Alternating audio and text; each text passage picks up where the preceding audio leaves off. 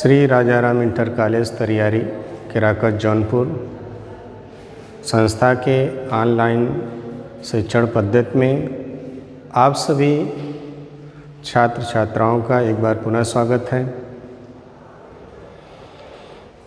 कक्षा 10 विषय रसायन विज्ञान। पिछली कक्षा में आपने अम्ल क्षार के आधुनिक विचार में आर्हेनियस की संकल्पना और ब्रोंस्टेड तथा लॉरी के प्रोटॉन विनिमय सिद्धांत के बारे में अध्ययन किया। अब तीसरी जो अम्ल क्षार की आधुनिक विचारधारा है, तीसरी संकल्पना जो है वह लुईस की संकल्पना या लुईस की अवधारणा है। तो तीसरी संकल्पना क्या है? लुईस की संकल्पना।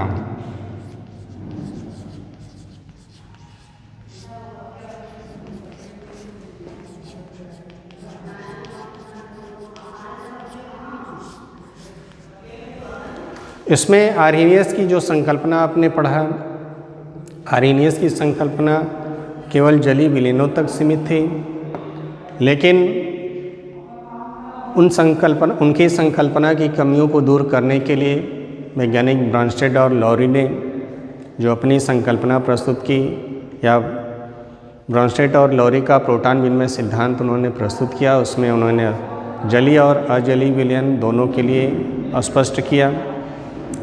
लेकिन ब्रोंस्टेड और लॉरी की जो प्रोटॉन विनिमय सिद्धांत था या जो इनकी संकल्पना थी, यह संकल्पना यह स्पष्ट नहीं कर पाए कि विलायक की अनुपस्थिति में, इनकी संकल्पना यह स्पष्ट नहीं कर पाई कि विलायक की अनुपस्थिति में धातुओं के ऑक्साइड जैसे कैल्शियम ऑक्साइड है, सोडियम ऑक्साइड है, ये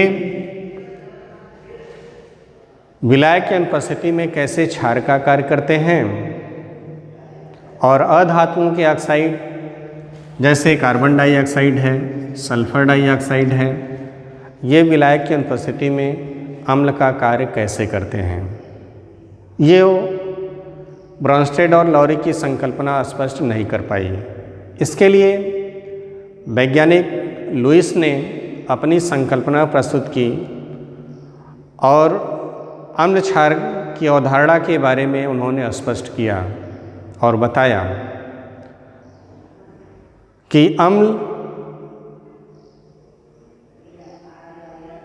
वे अणु या आयन हैं जो एकाकी इलेक्ट्रॉन युग्म ग्रहण करते हैं, तथा क्षार वे अणु या आयन हैं जो एकाकी इलेक्ट्रॉन युग्म त्यागते हैं। जो एकाकी इलेक्ट्रॉन युग्म त्यागता है उसको लुईस क्षार, और जो एकाकी इलेक्ट्रॉन युग्म ग्रहण करता है उसको लुईस अम्ल कहते हैं। जैसे नंबर 1 पहला उदाहरण है अमोनियम आयन का बनना। अमोनियम आयन का बनना। अमोनियम आयन है NH4 पर plus. Ammonium ion hydronium ion और H आयन के परस्पर संयोग से बनता है। तो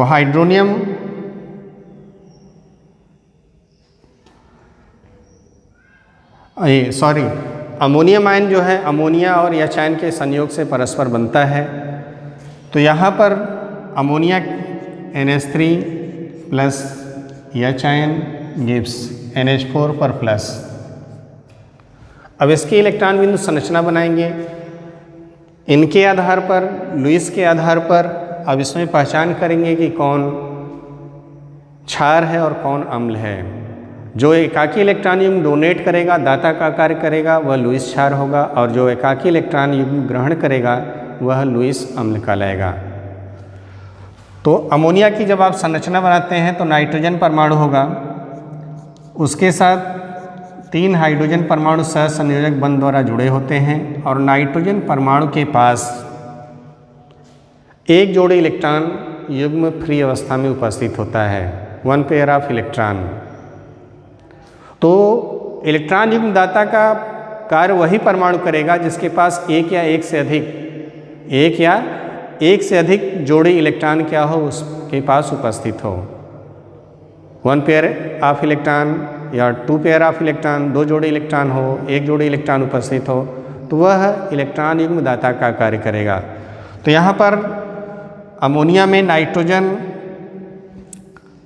3 हाइड्रोजन परमाणुओं के द्वारा सहसंयोग बंध के द्वारा जुड़ा है और नाइट्रोजन के पास एक जोड़ी इलेक्ट्रॉन मुक्त अवस्था में उपस्थित है, प्लस हाइड्रोजन आयन या चायन। हाइड्रोजन परमाणु के पास एक इलेक्ट्रॉन होता है, जब वह एक इलेक्ट्रॉन त्याग कर देगा तो उस पर यह चायन एक पॉजिटिव हो जाएगा, क्योंकि वह एक इलेक्ट्रॉन त्याग रहा है। तो यह चायन के पास, हाइड्रोजन आयन के पास इस समय इलेक्ट्रॉनों की संख्या क्या है, 0 है। अब यह 0 है तो यह अपना कोष पूर्ण करने के लिए नाइट्रोजन परमाणु के साथ क्या करेगा, एक जोड़ी इलेक्ट्रॉन क्या करेगा, ग्रहण करेगा, एकाकी इलेक्ट्रॉन युग्म ग्रहण करेगा। तो जो परमाणु एकाकी इलेक्ट्रॉन युग्म डोनेट करता है, देता है, और जो परमाणु एकाकी इलेक्ट्रॉन युग्म ग्रहण करता है, उन दोनों परमाणुओं के बीच में एक बंध बन जाता है जिसको क्या कहते हैं, उपसहसंयोजक बंध। उपसहसंयोजक बंध को तीर द्वारा प्रदर्शित करते हैं और इस तीर की दिशा जो होती है दाता परमाणु से ग्राही परमाणु की तरफ होती है। तो इस प्रकार अमोनिया में नाइट्रोजन परमाणु एक जोड़ी इलेक्ट्रॉन क्या कर रहा है, दे रहा है, एकाकी इलेक्ट्रॉन दे रहा है। तो नाइट्रोजन और हाइड्रोजन के बीच में उपसहसंयोजक बंध बन जाएगा और अमोनियम आयन प्राप्त होगा। तो इसकी संरचना हो जाएगी H, इसके बाहर क्या दिखाएंगे, H आयन। तो यहाँ पर क्योंकि परिभाषा क्या बताए हैं कि वे अणु या आयन जो एकाकी इलेक्ट्रॉन युग्म देते हैं वो क्षार कहलाते हैं, अर्थात इनको लुईस क्षार कहते हैं, और जो एकाकी इलेक्ट्रॉन युग्म ग्रहण करते हैं वे लुईस अम्ल कहलाते हैं। तो यहाँ पर यह एकाकी इलेक्ट्रॉन युग्म दे रहा है, इसलिए क्या कहलाएगा, लुईस क्षार, और यह एकाकी इलेक्ट्रॉन युग्म ग्रहण कर रहा है इसलिए यह लुईस अम्ल कहलाएगा।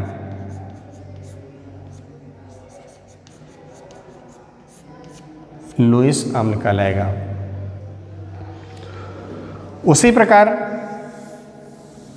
दूसरा उदाहरण है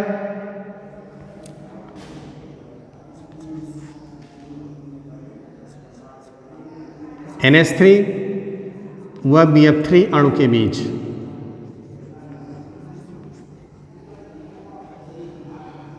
NH3 है, NH3 में तीनों हाइड्रोजन परमाणु सहसंयोजक बंध द्वारा जुड़े होंगे और नाइट्रोजन के परमाणु के पास एक जोड़ी इलेक्ट्रॉन मुक्त अवस्था में उपस्थित होगा, plus boron trifluoride BF3, boron से 3 हाइड्रोजन परमाणु, 3 फ्लोरीन परमाणु सहसंयोजक बंध द्वारा जुड़े होंगे, जबकि बोरान का अभी अष्टक पूर्ण नहीं है। बोरान का अभी अष्टक पूर्ण नहीं है क्योंकि एक एक इलेक्ट्रॉनों की साझेदारी हुई तो इसका कुल इलेक्ट्रॉनों की संख्या 2, 2, 4, 2, 6 इलेक्ट्रॉन। इसको अष्टक पूर्ण करने के लिए 2 इलेक्ट्रॉन की आवश्यकता है, इसलिए बोरान परमाणु नाइट्रोजन परमाणु से एक जोड़ी इलेक्ट्रॉन क्या करेगा, ग्रहण कर लेगा, और ग्रहण करेगा तो इन दोनों परमाणुओं के बीच में क्या हो जाएगा, एक बंध बनेगा जिसको उपसहसंयोजक बंध कहते हैं। और इसकी संरचना हो जाएगी NH सिंगल बॉन्ड H, उपसहसंयोजक बंध, बोरान सहसंयोजक बंध फ्लोरीन के द्वारा ये जुड़ जाएगा, और ये अब इसमें लुईस क्षार कौन होगा, लुईस अम्ल कौन होगा। जो एकाकी इलेक्ट्रॉन युग्म दे रहा है, त्याग रहा है, वह लुईस क्षार कहलाएगा, और जो एकाकी इलेक्ट्रॉन युग्म ग्रहण कर रहा है वह लुईस अम्ल कहलाएगा। तो यह एकाकी इलेक्ट्रॉन युग्म क्या कर रहा है, दे रहा है, तो यह क्या कहलाएगा, लुईस क्षार, और यह क्या कहलाएगा? लुईस अम्ल।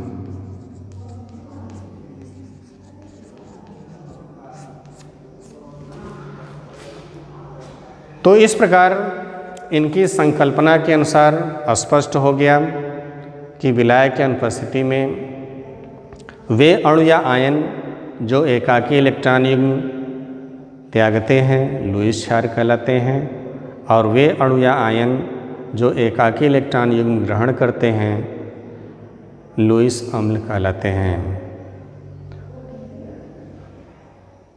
जो एकाकी इलेक्ट्रॉन युग्म त्यागता है उसके पास फ्री अवस्था में एक या एक से अधिक, एक जोड़ी या एक जोड़ी से अधिक उसके पास फ्री अवस्था में इलेक्ट्रॉन उपस्थित होगा, तभी वह एक जोड़ी या दो जोड़ी इलेक्ट्रॉन क्या करता है? त्यागता है। और उस जब त्यागेगा तो उसके बीच में कैसा बंध बनेगा? उपसहसंयोजक बंध बन जाता है। उसी प्रकार तीसरा उदाहरण है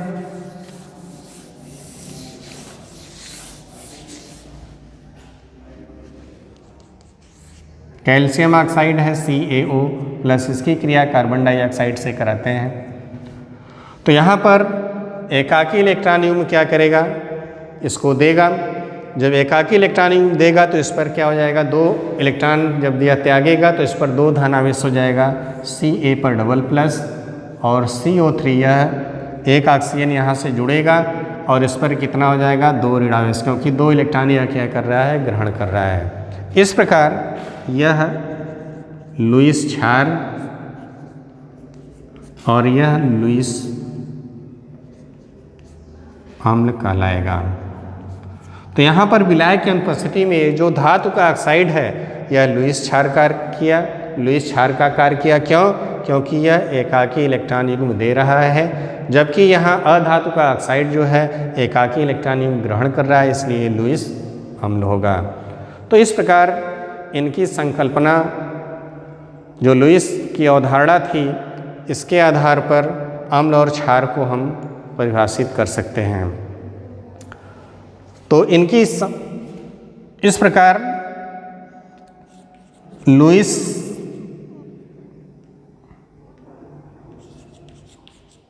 अम्ल और लुईस क्षार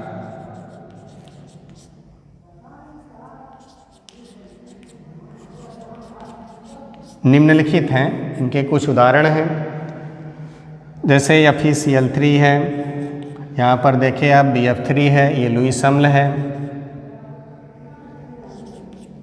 BF3 है। AlCl3 है, एल्युमिनियम क्लोराइड है, क्योंकि ये तीन तीन की साझेदारी करेगा क्लोरीन एक एक इलेक्ट्रॉनों के साथ, लेकिन इसका एल्युमिनियम का अष्टक पूर्ण नहीं होगा तो वह एक जोड़ी इलेक्ट्रॉन ग्रहण करेगा, इसलिए यह क्या होगा? लुईस अम्ल होगा। उसी प्रकार AlCl3 हो गया, BF3 हो गया, FeCl3 हो गया, सिल्वर आयन हो गया, फेरिक आयन हो गया आदि। ये सब क्या है? लुईस अम्ल हैं। लुईस क्षार में जैसे अमोनियम आयन है, इसके नाइट्रोजन परमाणु पर एक जोड़ी इलेक्ट्रॉन है, हाइड्रॉक्सिल आयन है, जल है, H2O है।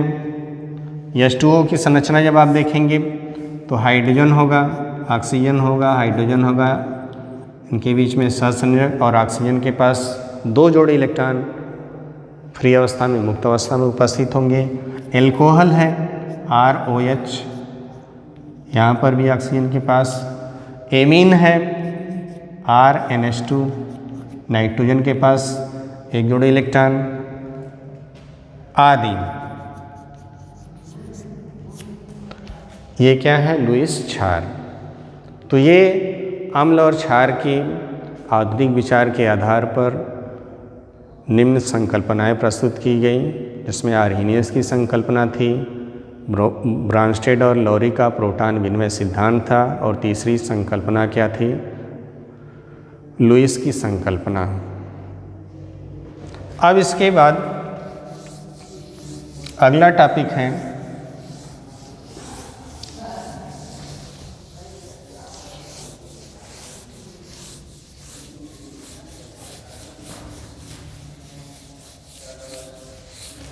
जल का आयनिक गुणनफल, अगला टॉपिक है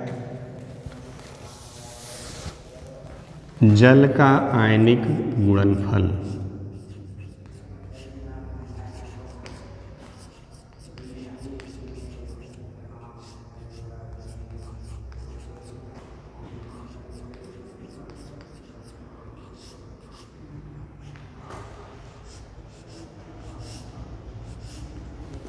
अब जल का आयनिक गुणनफल किसे कहेंगे, इसके बारे में जानेंगे। जल क्या है? वैद्युत अपघट पदार्थ है।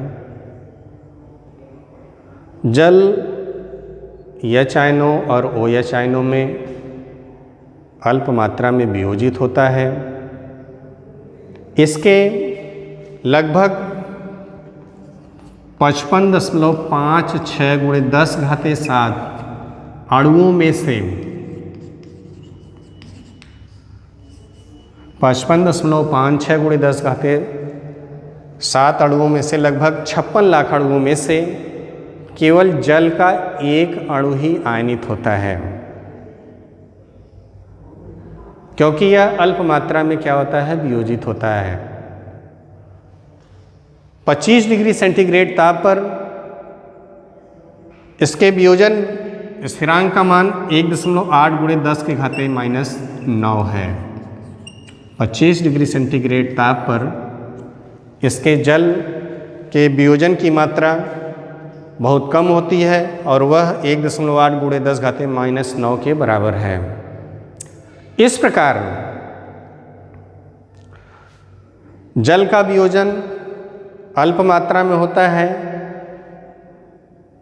तो जल और जलीय विलयन में उसके अवियोजित अणुओं और आयनों के मध्य साम्य स्थापित हो जाता है। तो यहाँ पर आप देखेंगे H2O है, इसका वियोजन अल्प मात्रा में होगा, H पर प्लस प्लस OH पर माइनस। इसके अवियोजित अणुओं और आयनों के मध्य क्या हो जाता है, साम्य स्थापित हो जाता है। जब साम्य स्थापित हो जाएगा तो द्रव्य अनुपाती क्रिया के नियम से, द्रव्य अनुपाती क्रिया के नियम से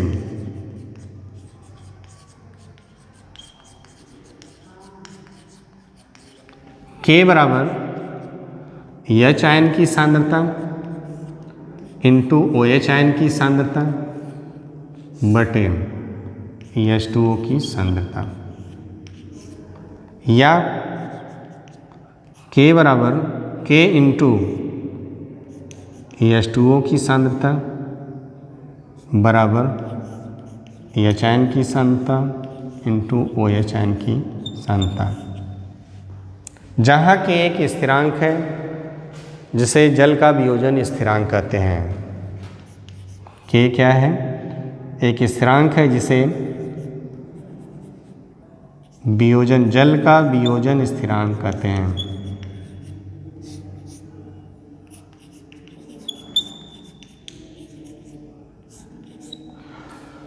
चूँकि जल बहुत अल्प मात्रा में वियोजित होता है, इसके 56 लाख अणुओं में से लगभग एक अणु आयनों में वियोजित होता है, इसलिए इसके सक्रिय द्रव्यमान को स्थिर मान लिया जाता है।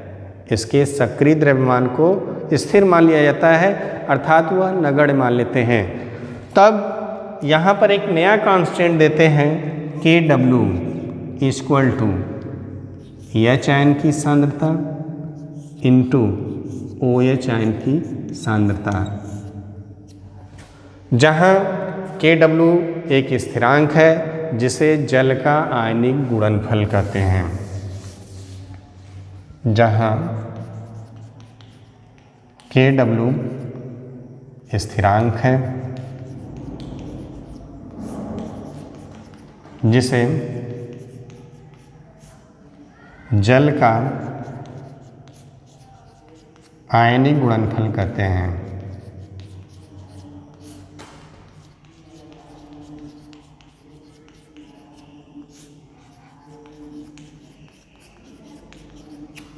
अतः KW बराबर H आयन की सांद्रता इंटू OH आयन की सांद्रता,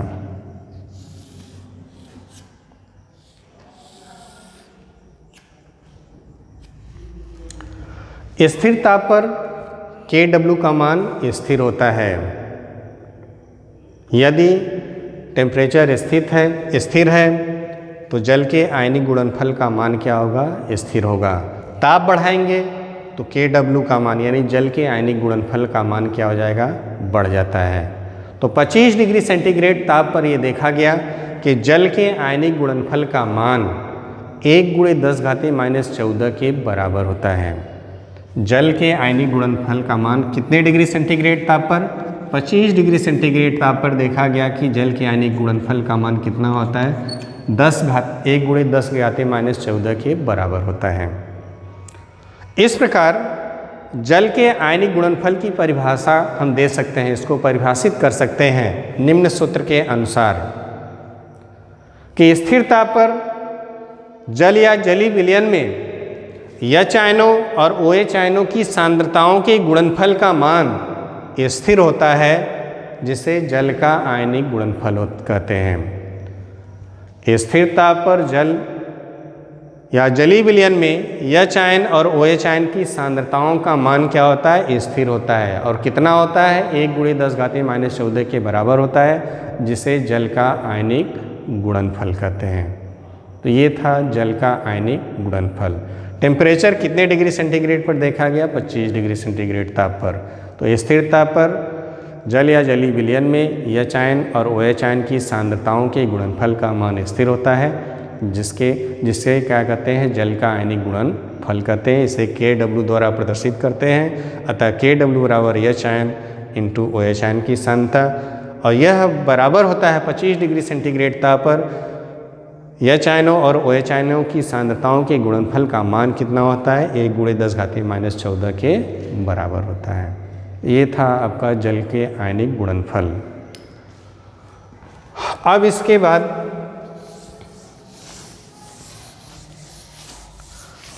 यहाँ पर H आयन था। H आयन की सांद्रता को प्रारंभ में ग्राम आयन प्रति लीटर या मोल प्रति लीटर में व्यक्त किया जाता था। H आयनों की सांद्रता को ग्राम आयन प्रति लीटर या मोल प्रति लीटर में व्यक्त किया जाता था।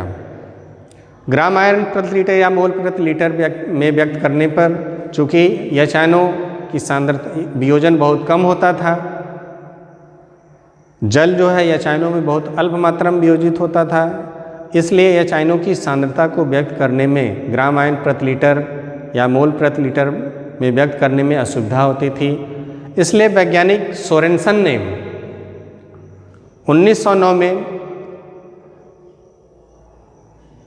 H आयनों की सांद्रता को व्यक्त करने के लिए एक नई पद्धति का सुझाव दिया, जिसे pH पद्धति या pH मान के नाम से जाना जाता है। जिसे किस नाम से जाना जाता है? pH पद्धति या pH मान के नाम से जाना जाता है। तो अब यहाँ पर जानेंगे pH मान क्या है।